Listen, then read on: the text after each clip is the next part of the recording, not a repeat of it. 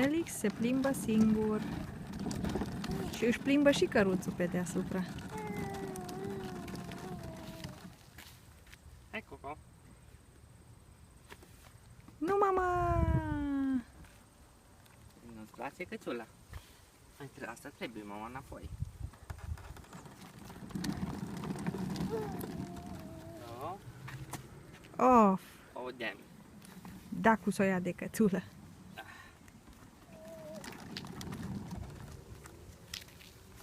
Nu, mama. Asta trebuie. Te căzuta amar. Așa, direcția ajustează, da, bun, mulțumim. Ia, căciula!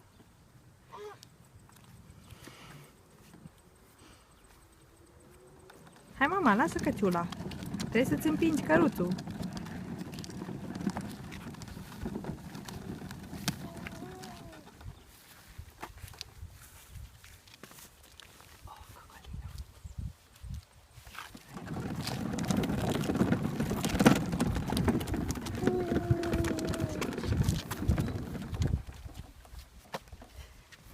Sapo. Sapo. Sapo.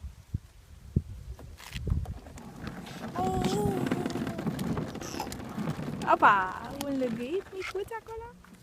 Nu.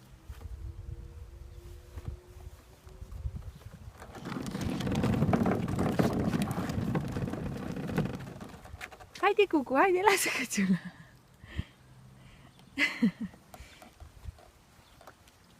Coco. Te bate soarele în cap.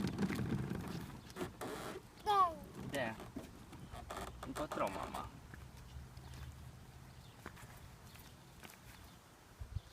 Așa, da, aranjează-o bine, să nu bată nici pe Așa. gâtuț. Cules o bucată de lemn, să avem...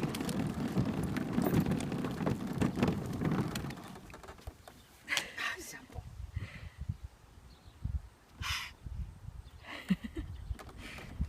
Fericit ești tu că ți-ai dat tu căciula în jos.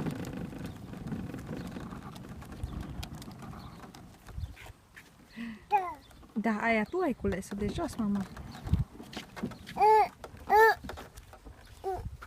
Nu ajungi? Poftim.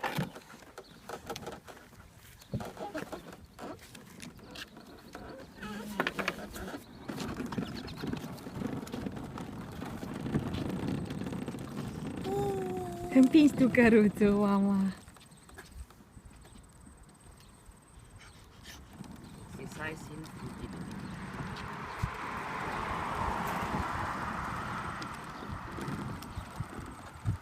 Direction.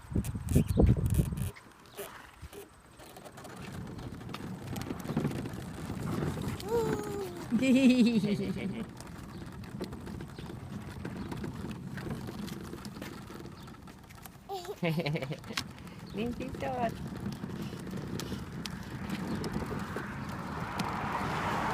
Bravo, mama.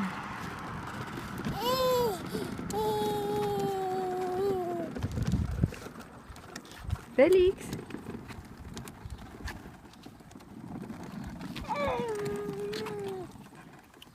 Felix. Felix. Felix. Hop, hop, hop. Și-a pornit căruțul.